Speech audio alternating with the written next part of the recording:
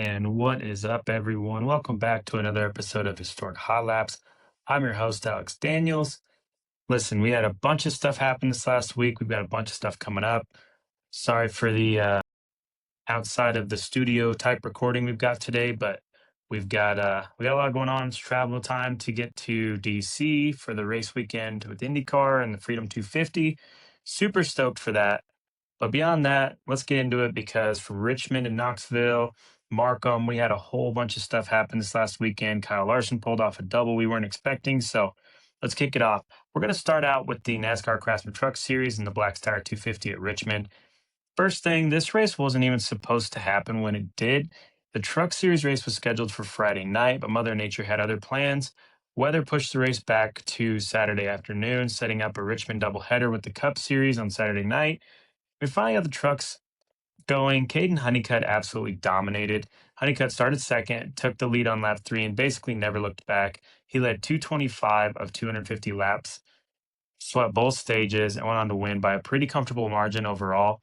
This was the kind of race where you look at the stat sheet afterward and go, yeah, that guy had that truck. I mean, it's Honeycutt's second win of the 2026 season and the second of his Truck Series career. So he's really getting after it, right? And we had Corey Heim finish second. Christian Eckes was third.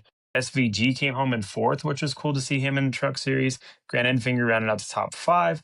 And for the championship picture, this is a pretty important race because we're getting very close to the Truck Series chase, if you will. And only a handful of drivers are going to make that postseason field. So while Honeycutt was busy dominating the race, there were other drivers further back in the field that were fighting for their championship lives. Grant Enfinger, Tyler Ankrum were among those drivers who strengthened their position on the playoff bubble. Say playoff bubble, you guys know what I mean, the chase bubble, whatever it is. It's the cutoff. So Richmond was pretty straightforward from a racing standpoint over in the Truck Series. Caden Honeycutt, simply on another level. I mean, let's get into Saturday night, though, because that's where things start to get really interesting.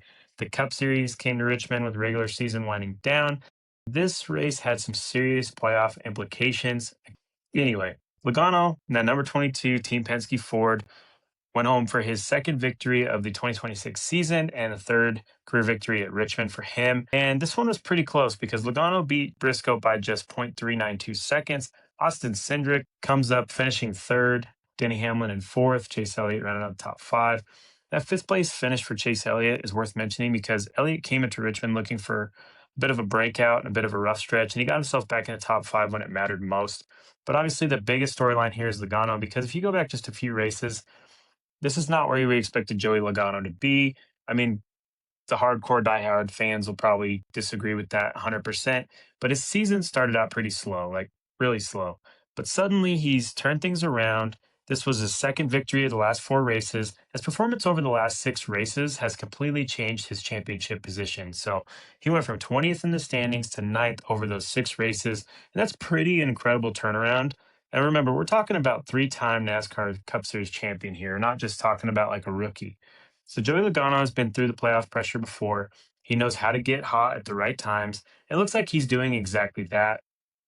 Another big storyline coming out of Richmond was just Team Penske in general because Brian Blaney started from the pole, absolutely controlled the opening stage. He led 60 of the first 70 laps, won stage 1. It looked like he had one of the cars to beat. Blaney ultimately finished 13th, so while the number 12 didn't get the finish it wanted, Team Penske still walked away with the win and another top 3 finish from Austin Cindric.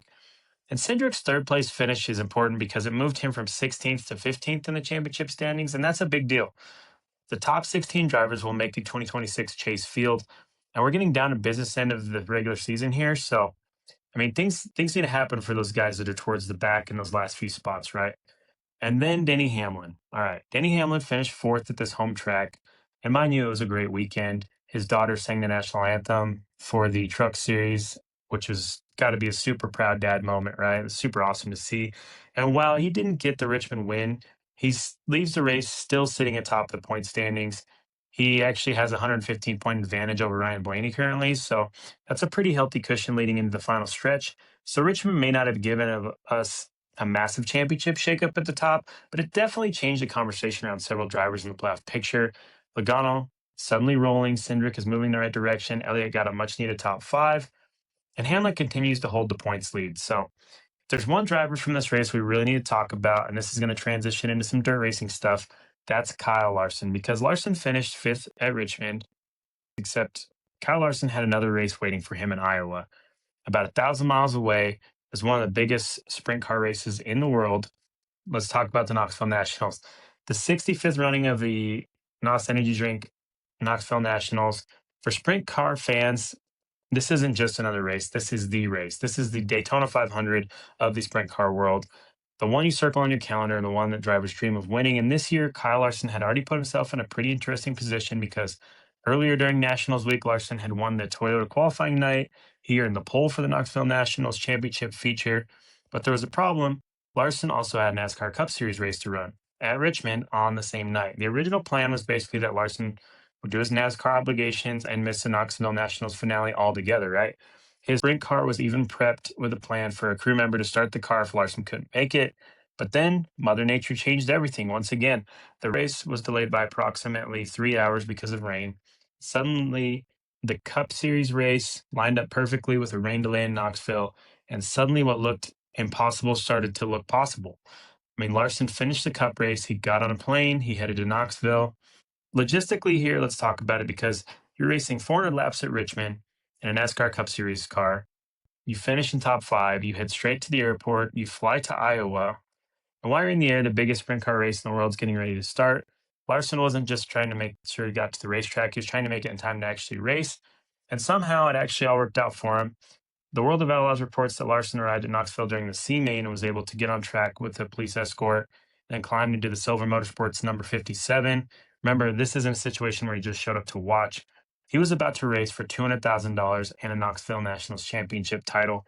And here in the pole, once the green flag dropped, all the drama apparently didn't matter. Kyle Larson led all 50 laps, wire to wire, no drama, no mistakes, no question. He won the 65th Knoxville Nationals. And with that victory, Larson earned his fourth actual Knoxville National Championship in 6 years. Another thing we got to think about here, let's let it sink in, because 4 Knoxville Nationals wins in 6 years, that's an extraordinary accomplishment in itself. But add the circumstances of this particular victory to it, it becomes something completely different. This wasn't just Kyle Larson winning another sprint race. This was Kyle Larson finishing a NASCAR Cup race in Virginia, flying to Iowa, arriving in Knoxville while the event was already underway, getting into a sprint car, and then going out to win the biggest sprint car race of the year.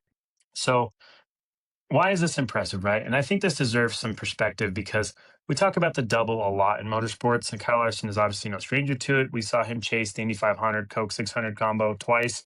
We've seen him bounce between different disciplines over and over. But we've seen him race sprint cars, midgets, NASCARs, stock cars, Indy cars, everything in between, right? But this one's different because he wasn't simply competing in 2 races in the same day. The logistics on this were pretty wild because it was not supposed to happen. And the only thing that made it happen was Mother Nature. So the Richmond race itself is 400 laps. You have to get out of the car, go to the airport, fly to Iowa, get to Knoxville, get suited up, kind of prep yourself going into it right on the plane, seeing what you can do.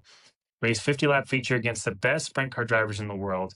This isn't him going and racing karts with some rookies. I mean, these are the best of the best in the A main. So the feature, I should say. And he didn't just participate. He won it. He led every single lap. That's the part that makes this so ridiculous. We know he's good, right? If you could understand Larson showed up exhausted and simply made the feature, you could understand if he finished 15th. You can even understand if he had a fast car but couldn't quite put it all together. And no one would blame him because that's a long day. But instead, he shows up late, gets in the car, and he dominates. And now Larson has 4 Knoxville National victories, 4 of them. I mean, that puts him in some very select company for this history of the event. His first Knoxville Nationals win came in 2021. He won again in 23 and 24, and then now back in 26. So 4 victories in 6 years. What gets even crazier is that the entire Knoxville Nationals week was essentially a Kyle Larson highlight reel because he won the Toyota qualifying night here in pole. And then after it looked like he wasn't even be able to compete in the finale, he ended up winning the feature and taking the whole thing home. So I love stories like this because motorsports has always been about specialization. You've got NASCAR drivers and they're different from IndyCar drivers and they're different from sprint car drivers necessarily, and sports cars and everything else. But once in a while, somebody comes along who seems determined to ignore the boundaries, right? And Kyle Larson, he's one of those guys. I mean, I'm wearing the Kyle Larson double shirt right now just for this, right? Because why not? You got to celebrate it.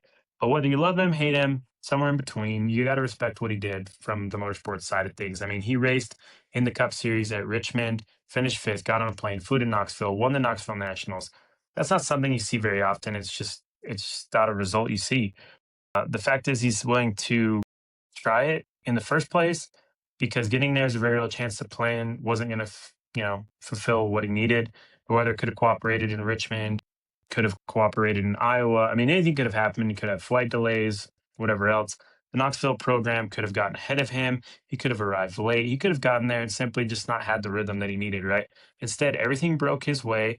Larson did the hardest part, and he still had to drive the race. And he didn't just drive, he dominated. So, coming out of Richmond, Joey Logano gets a Cup Series win. Caden Honeycutt dominates the Truck Series. Denny Hamlin maintains the championship lead. We're getting super close to the chase here. Ryan Blaney shows speed, but doesn't get the finish he wanted. And Kyle Larson just pulled off one of the coolest doubles we've seen in motorsports in a long time. So, all in the same night. Pretty awesome. And with all that, now we're headed into the Freedom 250 weekend, which is awesome. Yet another incredible thing to talk about. We got some good stuff lined up for next week, so make sure you stay tuned for that. We're going to DC, right? So with the IndyCar side, I guess I should specify. But before we move on to that, let's take a quick second. Got to do a little housekeeping here because if you're enjoying the show, please make sure you subscribe to Historic Hot Laps wherever you're listening, watching. We got a lot coming up, especially heading into Washington this weekend, like we talked about for the Freedom 250.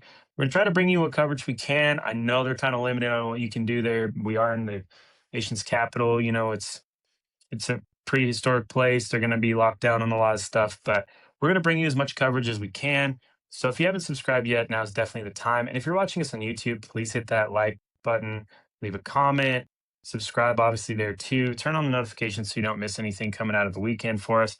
And while we're talking about supporting the show, we got to give a quick shout out to our sponsor over there, Dubby Energy, DUBBY, for those who can't get it when I'm talking a little fast here, getting excited. But if you need a little extra fuel, you get through your race weekend, W's a great option. Zero sugar, gluten-free, made in the USA, doesn't contain a bunch of nameless stuff, no fillers, artificial colors, dyes, hidden ingredients. And with W, you're mixing it yourself, so you're getting a drink for about $1 or less instead of spending several bucks on an energy drink or a coffee.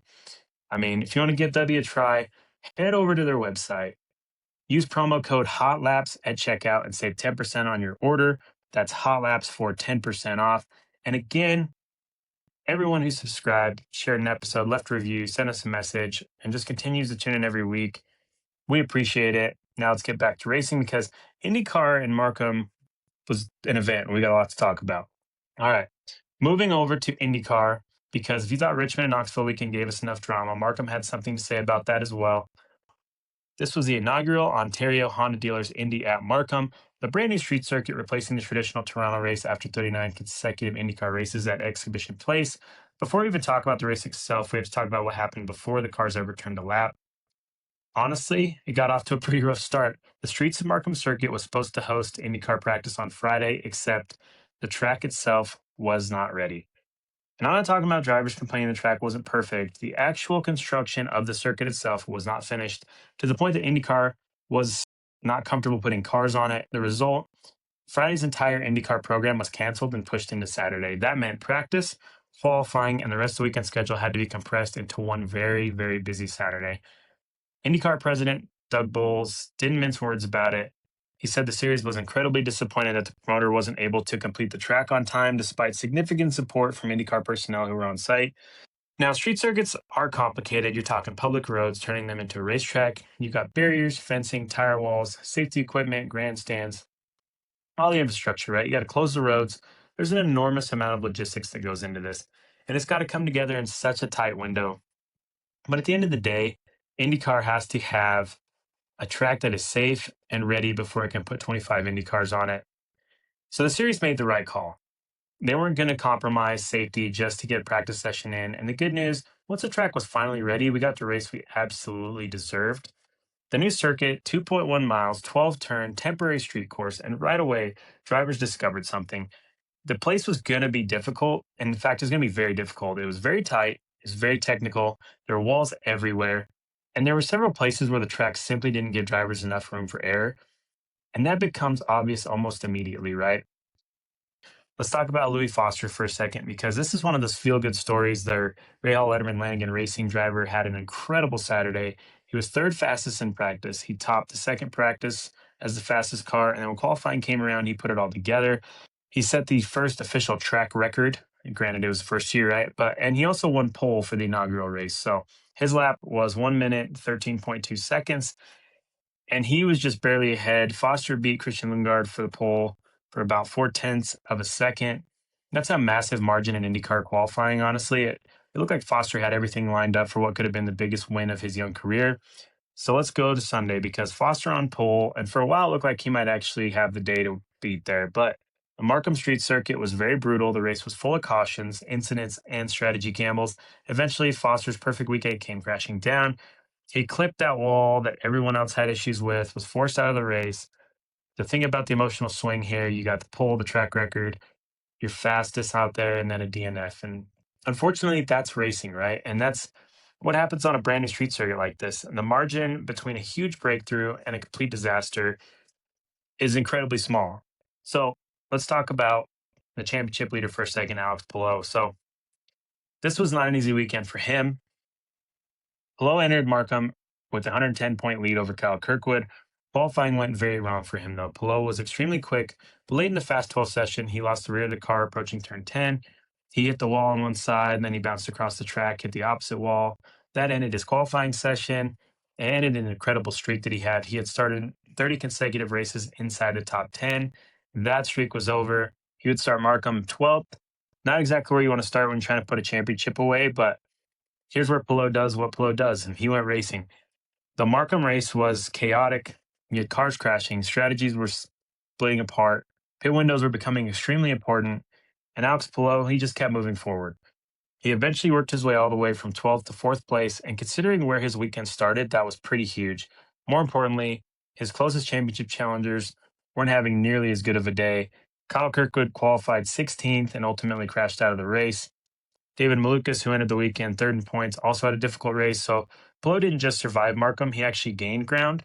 That's exactly what championship drivers are supposed to do, right? You don't have to win every race.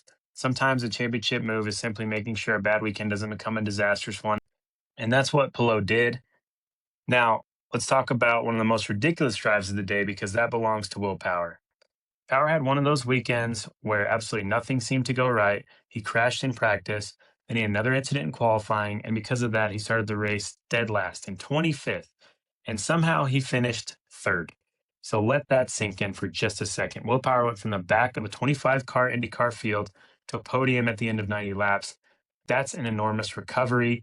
And it wasn't just the race simply handed to him in the top three finish. He had to work for it. He had to pick his way through the chaos. He took advantage of strategy, and he kept the car clean while other championship contenders and front runners fell by the wayside. So now his teammate Marcus Ericsson, we've got to talk about that because he won the race. But Will Power's drive from 25th to 3rd deserves a massive amount of credit. Something else we need to talk about too before we touch on Ericsson's great day and his great comeback as well is a guy who came this close to winning, and that's Roman Grosjean. Grosjean started 19th, and somehow, through strategy, pace, and a whole lot of patience, he worked his way into contention. And a sidebar here for just a second. This is a lower budget team. I mean, we're talking Delcoin Racing. They're on a shoestring budget, and he finished second.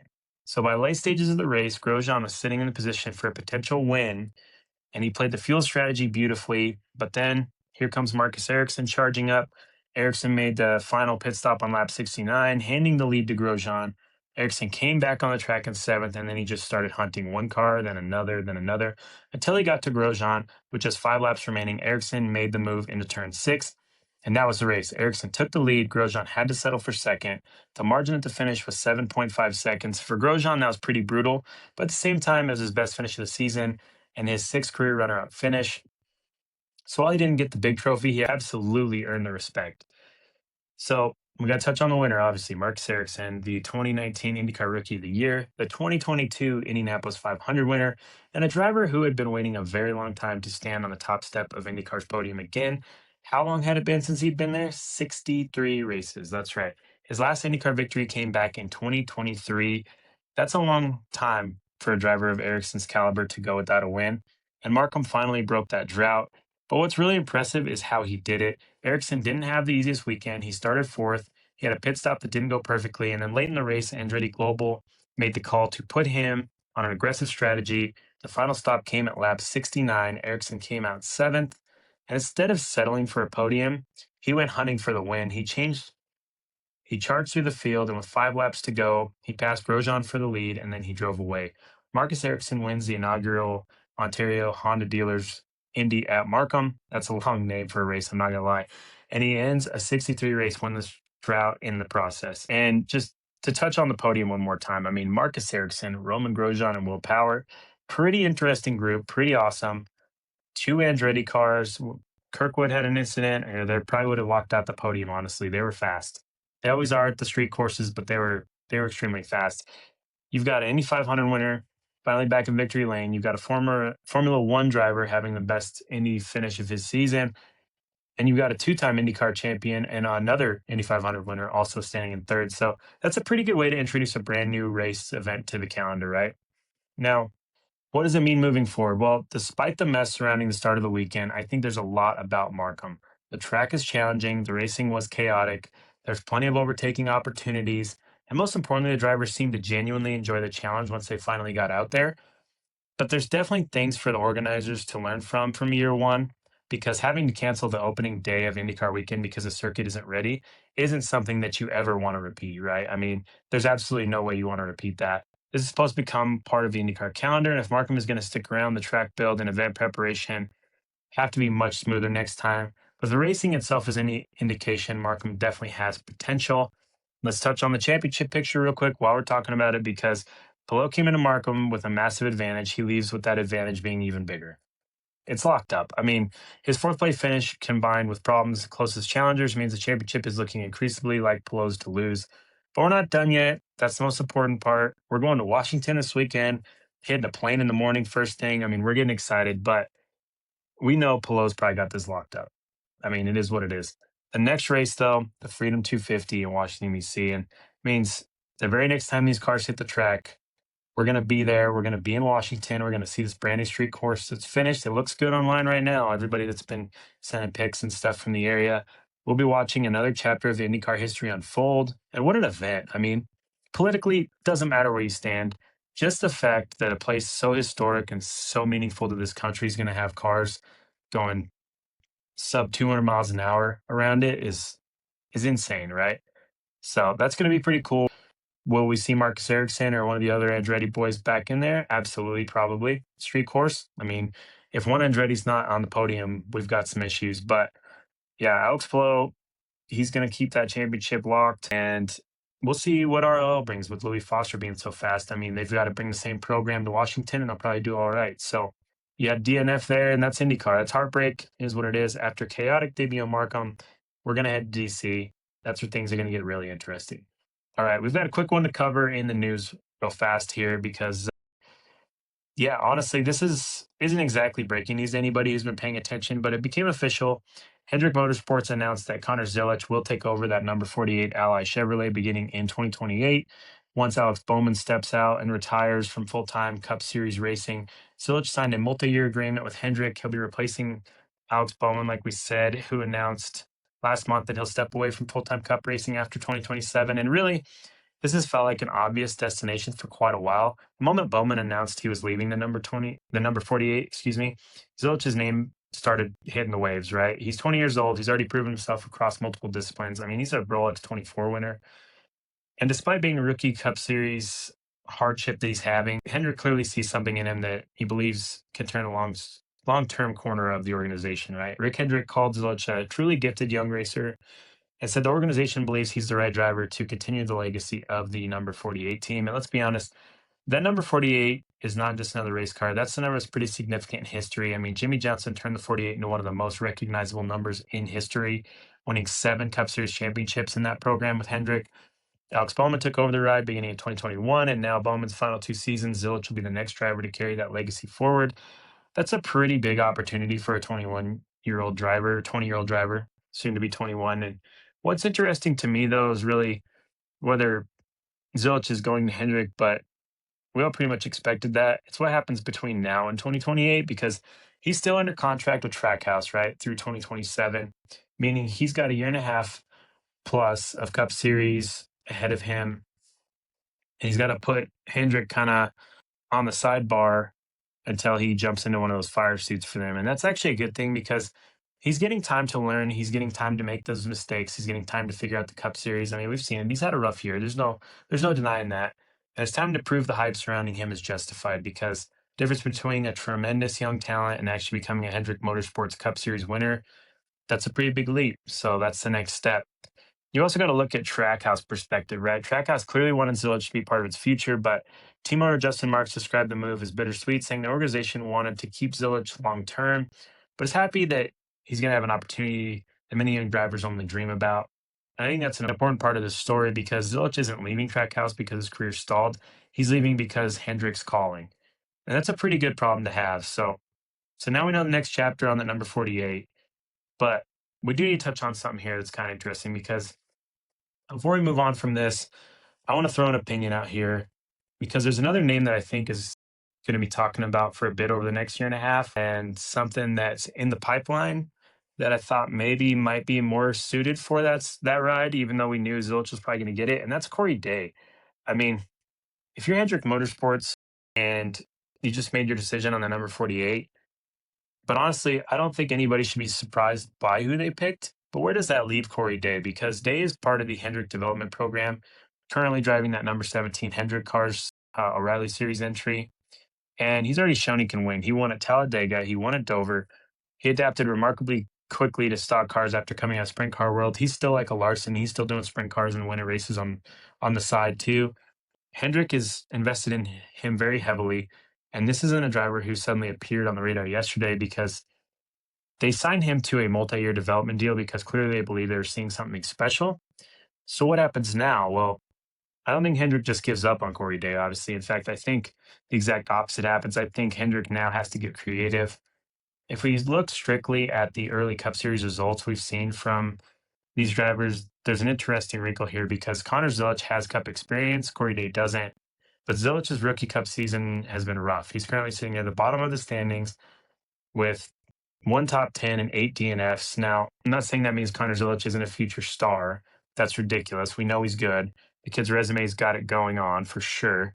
But he had 10 O'Reilly wins last year, 5 ARCA victories, a major sports car win. Yeah, enough talent that Hendrick Motorsports essentially said we want this guy for the next chapter of the number 48. But Corey Day's been winning a lot of stuff too. I mean, he's doing it while learning the stock car program from the ground up.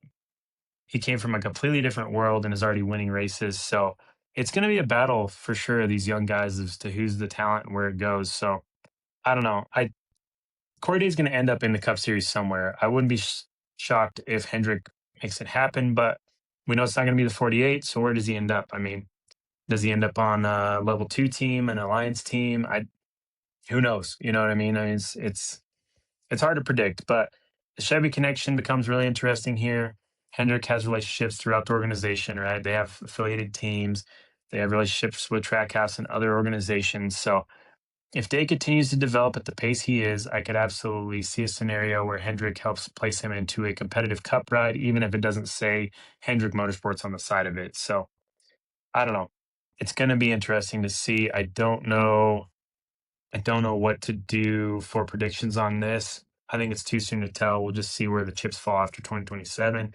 Or maybe we'll see Corey Day in a ride 2027. Maybe next year's his year. So I don't know. We'll see what happens, but it's going to be pretty interesting. And yeah, we know one thing.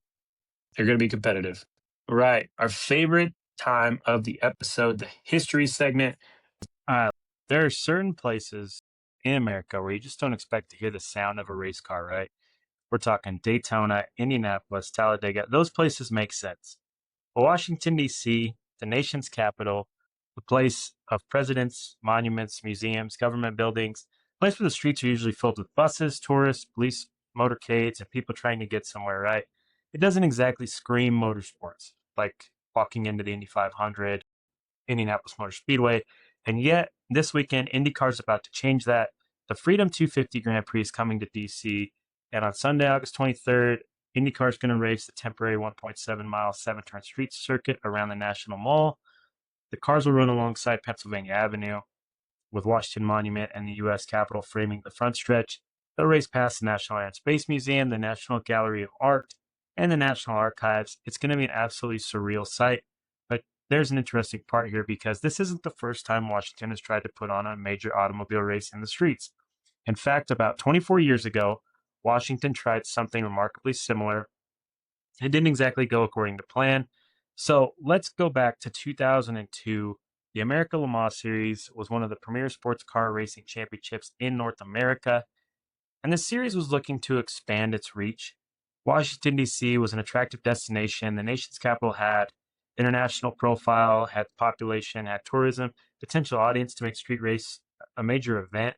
So organizers called the Cadillac Grand Prix of Washington, D.C., and the location, well, the grounds surrounding the Robert F. Kennedy Memorial Stadium, today simply put RFK Stadium.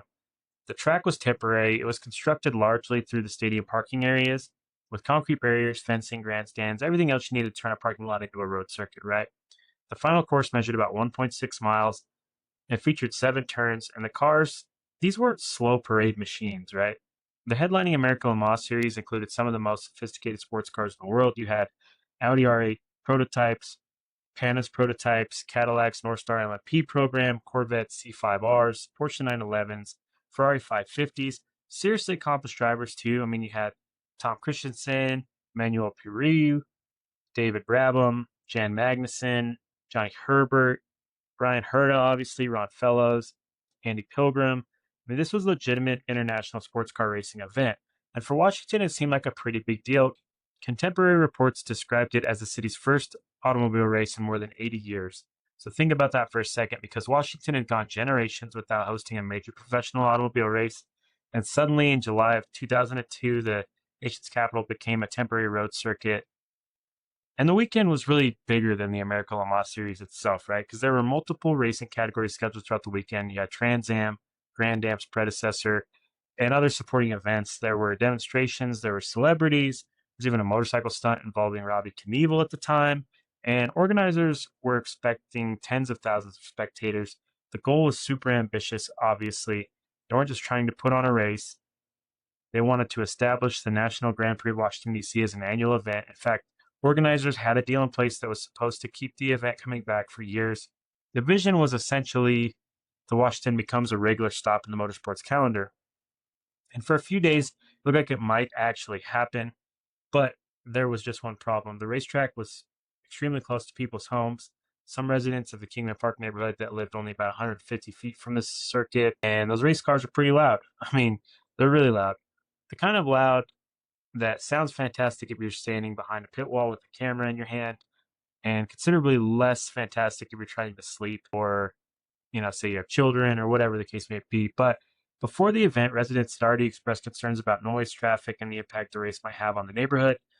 Organizers attempted to address the concern. They installed a sound barrier.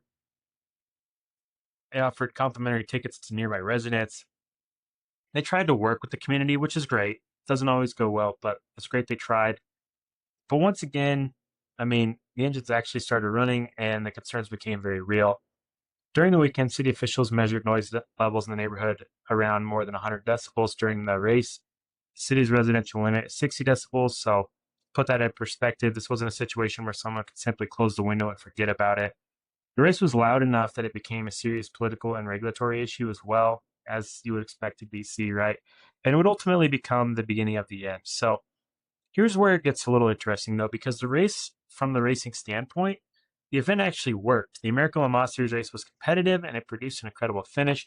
The winning car was the number 50 Pana's LMP1, driven by Jan Magnussen and David Brabham. They finished just ahead of the factory Audi R8, driven by Tom Christensen and Ronaldo Capello. And we're talking about extremely small margin here. Pana's won by less than a second, and the race lasted 2 hours, 45 minutes or so. Then the winning car completed 140 laps. So if you're a racing fan watching the competition, that's exactly what you wanted. The fast cars, the big name drivers, multiple classes, temporary street course, dramatic finish. Inside the barriers, you couldn't ask for more, but outside the barriers, the situation became more complicated. The inaugural Grand Prix had been envisioned as the beginning of something. Instead, it became a one-off. After the 2002 event, opposition from nearby residents intensified. The noise wasn't going away, right? And there were also disputes between the city and the event promoter of how the race had been managed. So by early 2003, the planned second running of the Grand Prix was canceled. The decade-long vision of racing at RFK Stadium was effectively dead. Washington had tried to establish a major professional street race. It lasted exactly 1 year. And now for the next couple of decades, it seemed like the end of the story until now. Suddenly, Washington's trying again, but this time the scale's a little different. We're not talking about temporary course in a stadium parking lot. We're talking about IndyCar racing on the National Mall. The Freedom 250 circuit is approximately 1.7 miles long, 7 turns. There's roughly 0.4 miles straight away along Pennsylvania Avenue, which is going to cause for some great speeds. And surrounding the track, there's some of the most recognizable landmarks in the United States. We've listed them off a ton of times on here, so I'm not going to do it again. But there's an important distinction here because the Freedom 250 will be the first IndyCar Series race on the National Mall and the first automobile race in the mall itself. So when those IndyCars roll into circuit this weekend, they will be making history regardless. They won't be the first race cars to ever compete inside the city. That chapter was written before, but maybe that's what makes this weekend even more interesting because Washington already tried becoming a racing city and it didn't work. Now, 24 years later, Motorsports is coming back.